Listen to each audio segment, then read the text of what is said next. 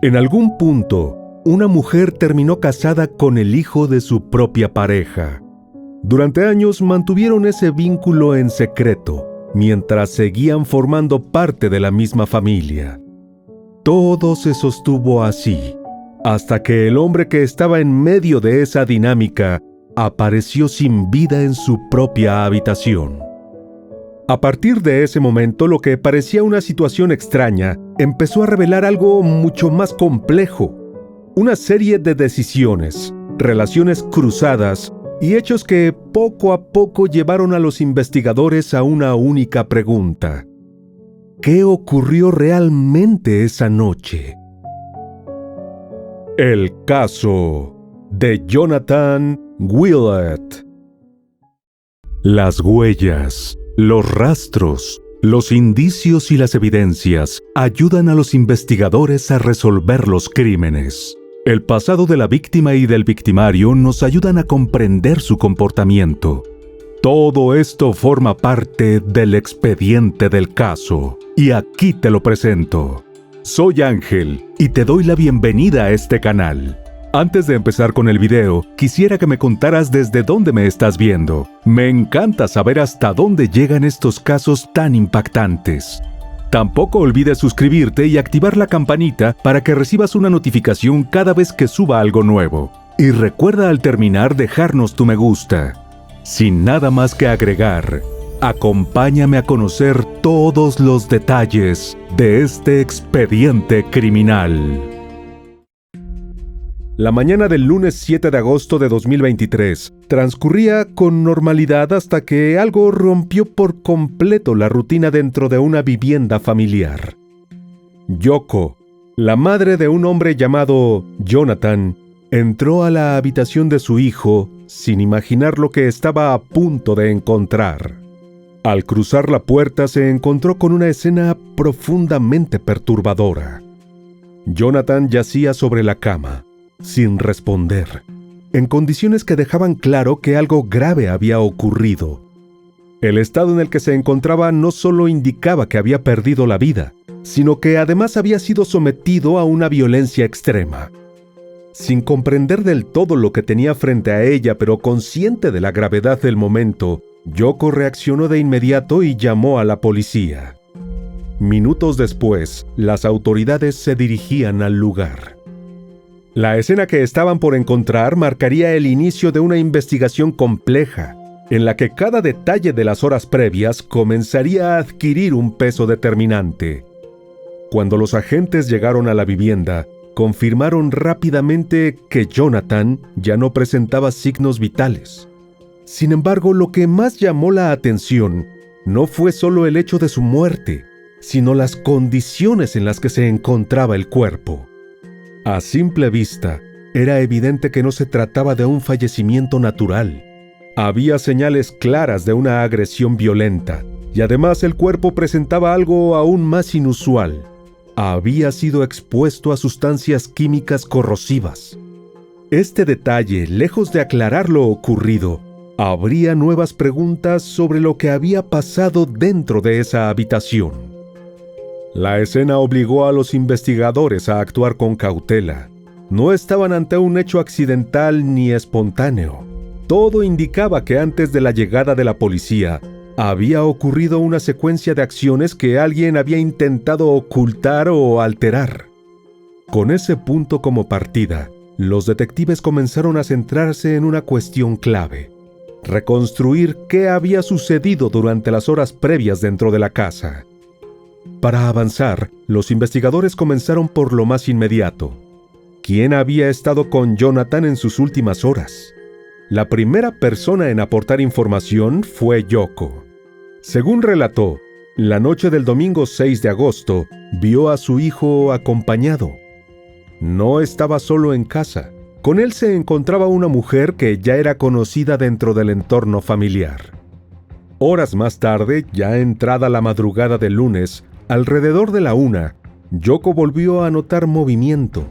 Al salir de su habitación, vio a esa misma mujer en la cocina, ocupada lavando los platos. La escena, en apariencia cotidiana, no parecía indicar que algo estuviera fuera de lugar. En ese momento, Yoko le preguntó por Jonathan. La respuesta fue simple. Estaba durmiendo en su habitación. Sin embargo, la explicación no terminó ahí. La mujer añadió que él había estado bebiendo y fumando marihuana antes de irse a descansar. Después de ese breve intercambio, Yoko no volvió a verla dentro de la casa. Ese sería el último momento en que alguien reportaría haber visto con vida a Jonathan. A partir de ahí, la atención de los investigadores comenzó a centrarse en esa mujer. Con esa información, los investigadores no tardaron en identificar a la mujer que había estado en la casa durante esas horas clave. Se trataba de Devin Michaels, quien mantenía una relación con Jonathan desde hacía varios años. Devin no era una persona ajena a la familia. De hecho, ambos tenían 2 hijas en común, lo que hacía que su presencia en la vivienda no resultara inusual. A pesar de que ya no convivían de forma estable, seguían manteniendo contacto frecuente. En ese punto, su presencia la noche de los hechos no representaba por sí sola algo sospechoso. Sin embargo, el hecho de que hubiera sido una de las últimas personas en ver a Jonathan con vida la colocaba automáticamente en una posición clave dentro de la investigación. Con esto en mente, los detectives decidieron dar el siguiente paso: reconstruir con precisión lo ocurrido durante esa madrugada, tomando como base tanto el testimonio de Yoko como la versión que pudiera ofrecer la propia Devin. A partir del testimonio de Yoko, los investigadores comenzaron a armar una primera línea temporal de lo ocurrido dentro de la casa.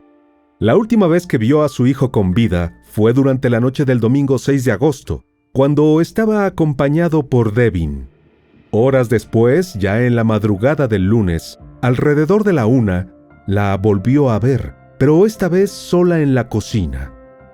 Ese detalle empezó a cobrar relevancia. Jonathan, según le dijeron, estaba durmiendo en su habitación. Sin embargo, esa afirmación era imposible de verificar en ese momento, y con el paso de las horas se convertiría en un punto clave. También llamó la atención que tras ese breve intercambio, Devin abandonó la casa. Yoko no volvió a verla después de ese momento. Así, con una secuencia aún incompleta pero cada vez más definida, los investigadores tenían claro algo. Durante esa franja de tiempo, dentro de la vivienda, solo habían estado Jonathan y Devin. Y eso hacía que cada minuto de esa madrugada empezara a tener un peso mucho mayor dentro de la investigación. Cuando los investigadores hablaron con Devin por primera vez, su versión añadió nuevos elementos, pero también abrió más interrogantes. Explicó que en ese momento no vivía con Jonathan, aunque ambos estaban considerando volver a mudarse juntos, supuestamente por el bienestar de sus hijas. Esa parte coincidía con la dinámica intermitente que mantenían, por lo que no resultaba del todo extraña. Sin embargo, al profundizar un poco más, surgió un dato inesperado. Devin admitió que en realidad estaba viviendo con otra persona, Devier, el hijo de Jonathan. Según explicó, no solo compartían vivienda, sino que además estaban casados. Ante la sorpresa de los investigadores, aclaró de inmediato que se trataba de un matrimonio por conveniencia, relacionado con temas de salud y beneficios médicos. La revelación cambiaba por completo el contexto. Lo que hasta ese momento parecía una relación complicada entre 2 personas, ahora incluía a un tercer y muy cercano integrante de la familia. Con ese nuevo elemento, los investigadores dirigieron su atención hacia Devier, el hijo de Jonathan. Se trataba de un hombre adulto, que mantenía una relación cercana con su padre y que además trabajaba como técnico en sistemas de seguridad para el hogar. Su perfil no parecía en principio encajar con algo fuera de lo común.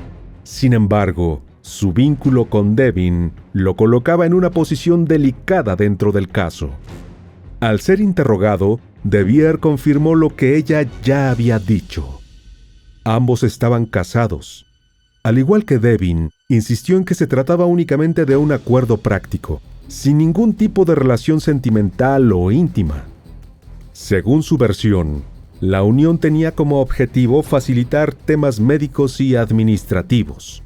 También negó cualquier implicación en lo ocurrido con su padre. Aseguró que no había tenido nada que ver y que no estaba presente en la vivienda durante los hechos. Aún así, su papel dentro de la historia no podía ignorarse. La situación planteaba una dinámica familiar inusual, que empezaba a generar más preguntas que respuestas. Aunque tanto Devin como De Vier coincidían en su versión, el contenido de sus declaraciones no pasó desapercibido para los investigadores. Ambos insistían en que su matrimonio no tenía un trasfondo sentimental, sino que había sido una decisión práctica. Según dijeron, la intención era facilitar el acceso a seguros médicos y ayudar a Devin con ciertos problemas de salud. Sin embargo, más allá de la explicación, el simple hecho de que la expareja de Jonathan estuviera casada con su propio hijo introducía una dinámica difícil de ignorar. No era un detalle menor dentro del contexto del caso, especialmente considerando el momento en el que todo había ocurrido.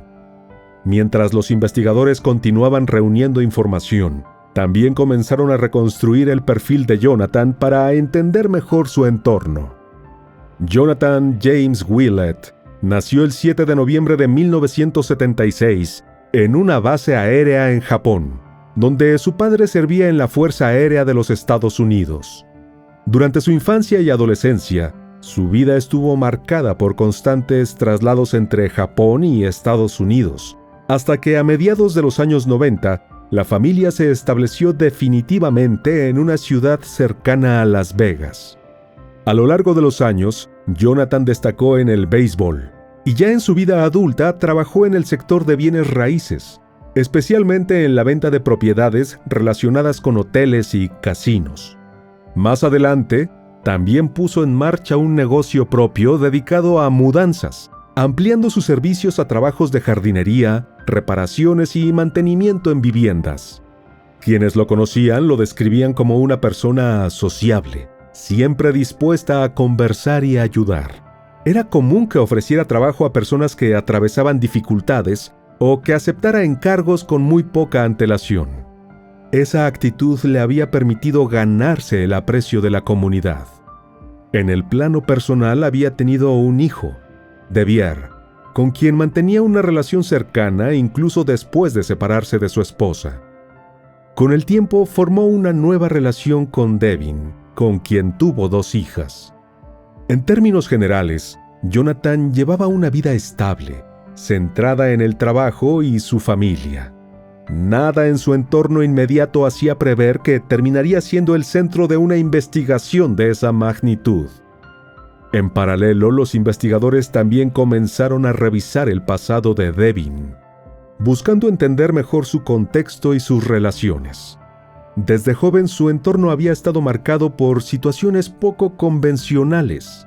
Durante su adolescencia, mantuvo una relación con la pareja de su madre, un hecho que terminó con ese hombre en prisión. Sin embargo, tras recuperar la libertad, ambos retomaron el vínculo y comenzaron a trabajar juntos en la industria del cine para adultos. Con el paso de los años, Devin continuó dentro de ese ámbito, construyendo una carrera en ese medio. Fue en una etapa posterior de su vida cuando conoció a Jonathan. La relación entre ambos avanzó con rapidez. Llegaron a convivir y tuvieron 2 hijas en común, formando una nueva familia. Sin embargo, con el tiempo comenzaron a surgir problemas. La convivencia se volvió inestable y terminaron separándose, aunque nunca rompieron el vínculo por completo. Su relación pasó a ser intermitente, manteniendo contacto frecuente, sobre todo por sus hijas.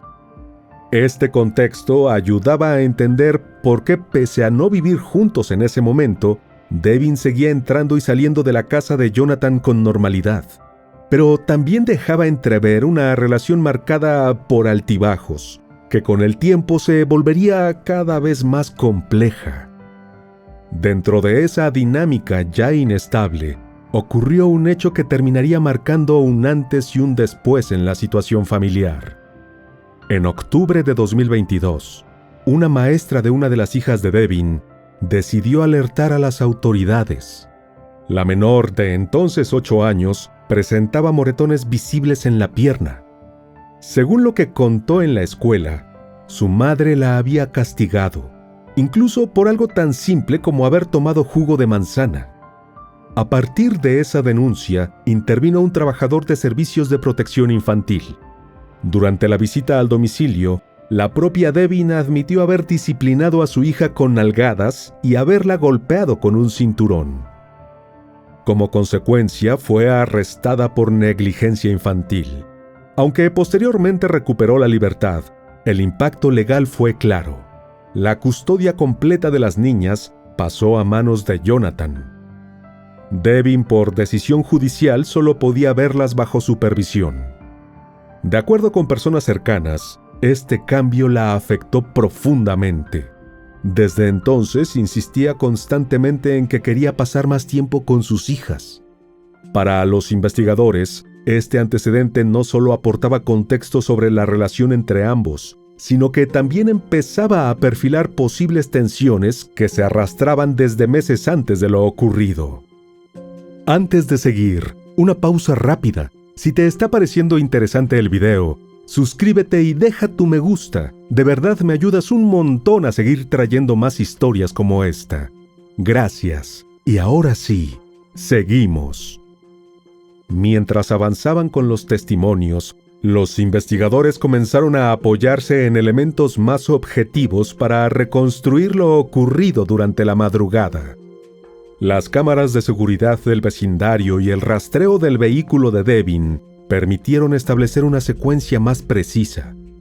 Todo indicaba que después de que Jonathan quedara dentro de la casa, ella permaneció allí durante un periodo considerable antes de marcharse. Ese tiempo resultaba clave. No se trataba de una salida inmediata tras lo ocurrido, sino de una permanencia prolongada dentro de la vivienda. Además, las grabaciones mostraban que una vez que salió, realizó una parada en la ventanilla de autoservicio de una farmacia. Este detalle, aunque en apariencia menor, llamó la atención de los investigadores, ya que formaba parte de una secuencia de movimientos que no terminaban de encajar con una situación normal. Por otro lado, al analizar los teléfonos móviles, descubrieron que posteriormente había intentado comunicarse con Jonathan mediante mensajes de texto. La combinación de estos elementos, tiempos, desplazamientos y comunicaciones, comenzaba a delinear un patrón. Y poco a poco, la investigación dejaba de depender únicamente de versiones para apoyarse en datos verificables. Al mismo tiempo, al cruzar esta información con los registros de cámaras y el movimiento del vehículo, los detectives lograron definir con mayor precisión una ventana de tiempo crítica. Todo apuntaba a que tras el momento en que Jonathan quedó dentro de la habitación, Devin permaneció en la casa aproximadamente 1 hora antes de marcharse. Con la acumulación de indicios, los investigadores decidieron volver a interrogar a Devin, esta vez buscando contrastar su versión con herramientas adicionales. Durante uno de esos encuentros, se sometió a una prueba de detector de mentiras. Las preguntas fueron directas, centradas en su posible implicación en lo ocurrido con Jonathan. Según los resultados obtenidos, sus respuestas mostraron señales de engaño cuando se le preguntó si tenía alguna responsabilidad en los hechos. Este resultado no constituía una prueba concluyente por sí sola, pero sí reforzaba las dudas que ya existían en torno a su relato. Su versión, que hasta ese momento se mantenía en una línea de negación parcial, empezaba a perder consistencia frente a los elementos que la contradecían. Para los investigadores, esto significaba un paso más hacia una conclusión que comenzaba a tomar forma. La atención ya no estaba solo en reconstruir lo ocurrido, sino en confirmar quién había estado realmente detrás de esa secuencia de hechos. Con todos estos elementos reunidos, testimonios, registros de cámaras, movimientos del vehículo y resultados del detector de mentiras, La investigación llegó a un punto decisivo. Devin pasó de ser una persona de interés a convertirse en la principal sospechosa. El martes 15 de agosto de 2023, poco más de una semana después del hallazgo del cuerpo, fue arrestada por las autoridades. Para ese momento, los detectives ya manejaban una hipótesis bastante clara sobre el inicio de lo ocurrido dentro de la casa. Creían que ella había golpeado a Jonathan. Sin embargo, aún quedaba una parte fundamental sin resolver. Lo que seguía siendo un vacío era todo lo que ocurrió después de ese primer momento. Esa hora dentro de la vivienda, ya delimitada por la evidencia, seguía sin una explicación concreta. Con Devin bajo custodia, los investigadores se prepararon para dar el siguiente paso: enfrentarla directamente con la reconstrucción que habían logrado hasta ese punto, buscando que completara aquello que aún no encajaba. Durante el interrogatorio, los investigadores no partieron desde cero. Ya tenían una reconstrucción bastante avanzada de lo ocurrido y su objetivo era claro: que Devin confirmara esa secuencia. Desde el inicio, su actitud llamó la atención. Se mostraba decaída, con la mirada baja y respuestas casi inaudibles. En varios momentos parecía evitar el contacto visual, como si estuviera concentrada en algo más. Uno de los detectives notó ese comportamiento y se lo hizo saber. Le dijo que parecía estar reviviendo la escena en su mente, como si estuviera repasando lo que había sucedido.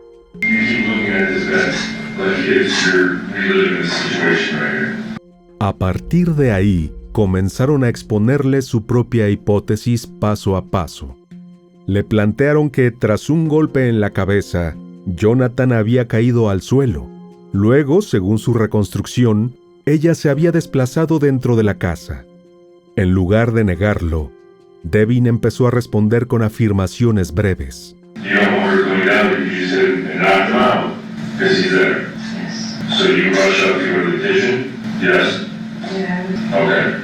No ofrecía explicaciones completas, pero asentía ante partes clave de lo que los detectives describían. Esa reacción resultó significativa. Sin decirlo de forma directa, estaba validando fragmentos importantes de la secuencia que los investigadores habían logrado establecer. Tras varios minutos de presión, Devin terminó dando su propia versión de lo ocurrido aquella madrugada. Según explicó, ambos se encontraban en la habitación, sentados en la cama, cuando Jonathan inició un acercamiento íntimo. En ese contexto, mientras él estaba boca abajo, ella tomó un objeto de madera y lo golpeó en la nuca. Afirmó que tras el impacto su cuerpo quedó inmóvil, con los brazos sin reacción. Aún así, insistió en que cuando abandonó la casa, él seguía con vida. Cuando los investigadores le preguntaron cómo podía asegurarlo, respondió que había observado cómo su pecho subía y bajaba, lo que interpretó como señales de respiración.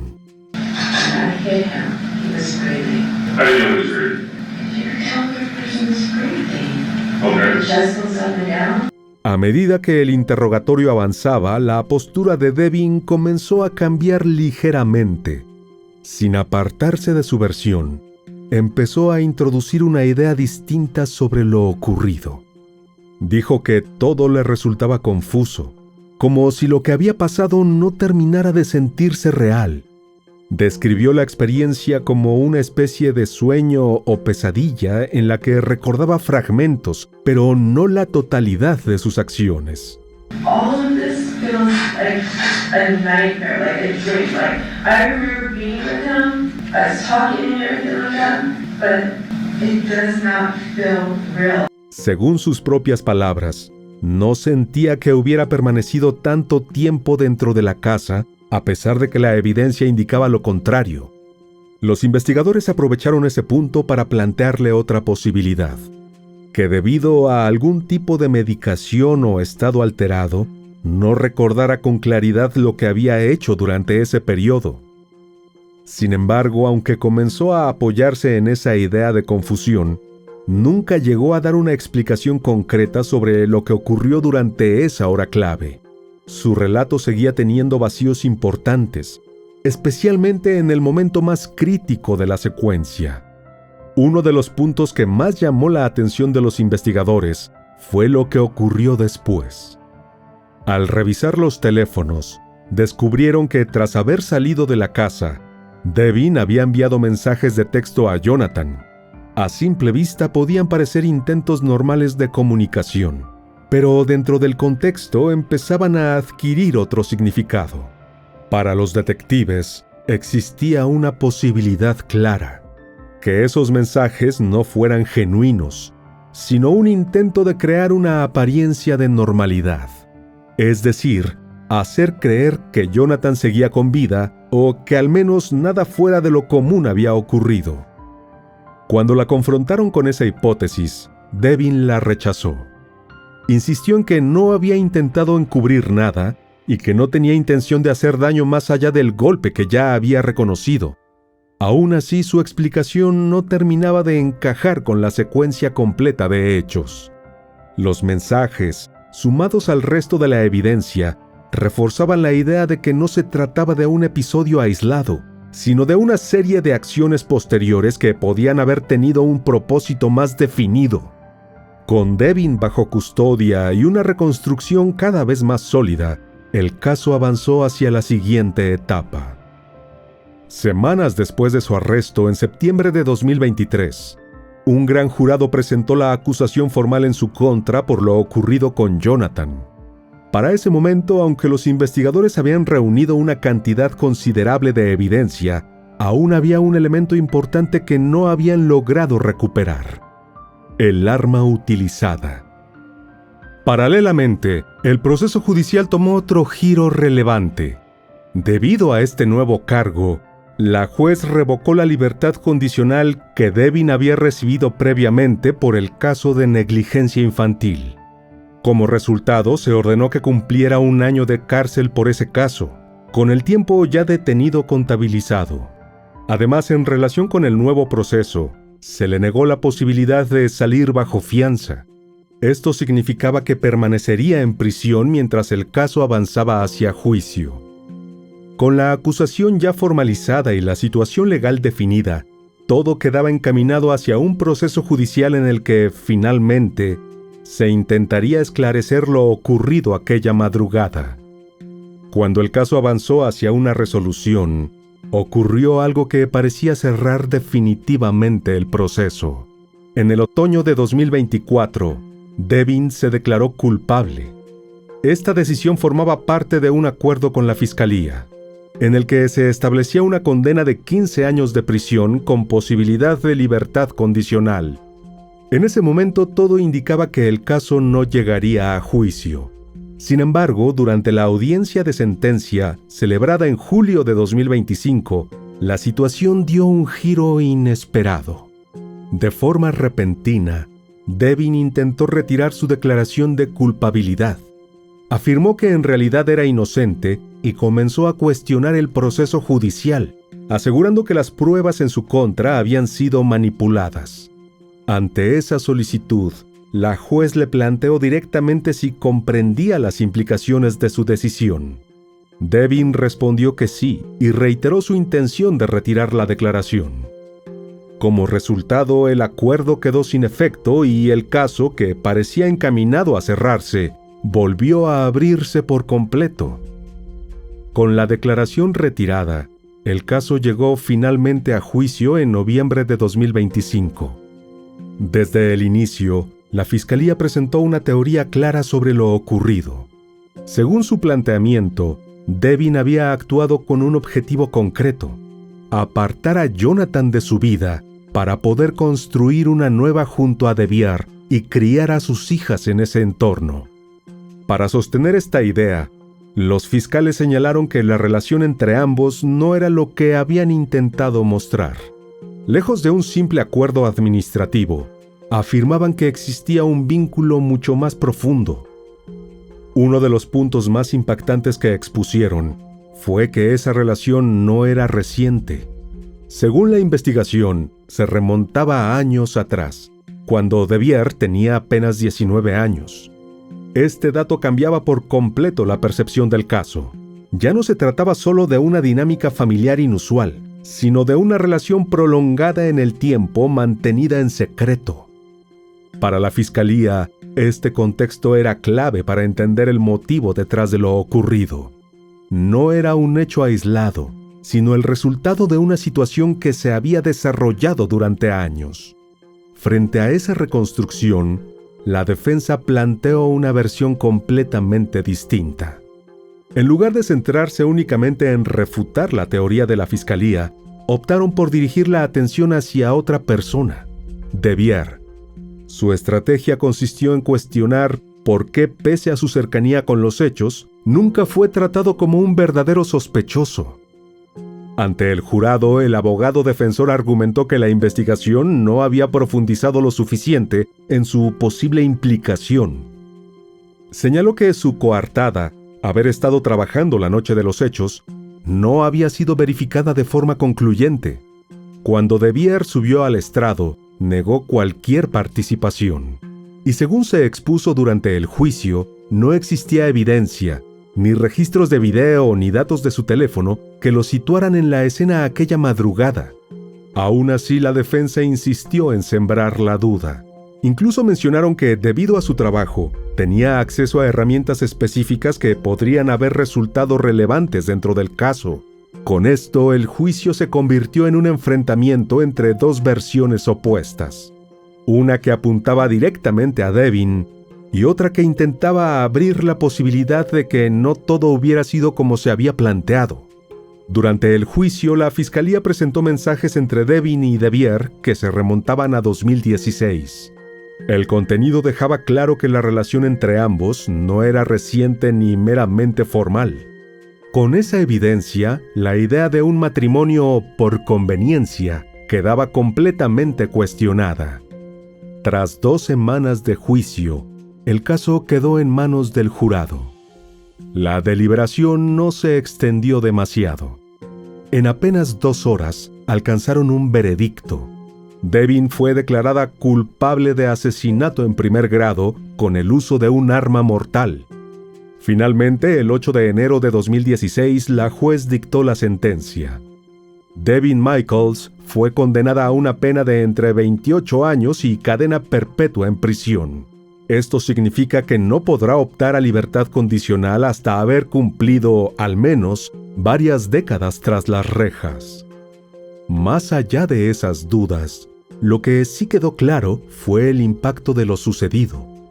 Una familia completamente fracturada y 2 niñas que crecieron en medio de una situación marcada por la violencia y las decisiones de los adultos a su alrededor.